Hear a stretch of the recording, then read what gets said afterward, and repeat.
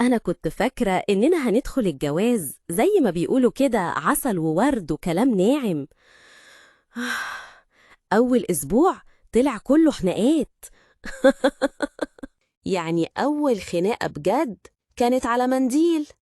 أيوة منديل، مش ببالغ والله. انت داخل مطبخ ومعاك ايدين بس.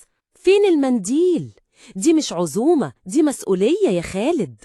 يا بنتي ده منديل مش مفاتيح نووي. نكدتي على نفسك وعلى المنديل. يعني أنا غلطانة عشان عايزة البيت يبقى نضيف. طب خلاص، هون عليا يا سيادة النضيف. يا بنتي فيه ايه؟ صوتك جاي بالشارع. ده اسمه كتب كتاب ولا عقد نكد؟ آه أنا ما صدقت رجعت من الشغل. أقول أخد لي نص ساعة راحة، ألاقيكي بتتخانقي على منديل. أنا قلتلك 100 مرة يا فرح، اهدي شوية، الموضوع أبسط من كده، والله ما مستاهل. أنا مش ببالغ، بس هو اللي مش حاسس. لو ما اتكلمتش دلوقتي هتكلم إمتى؟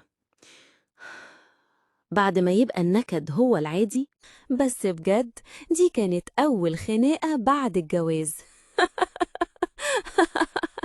قولولي انتوا، أول خناقة عندكم كانت على إيه؟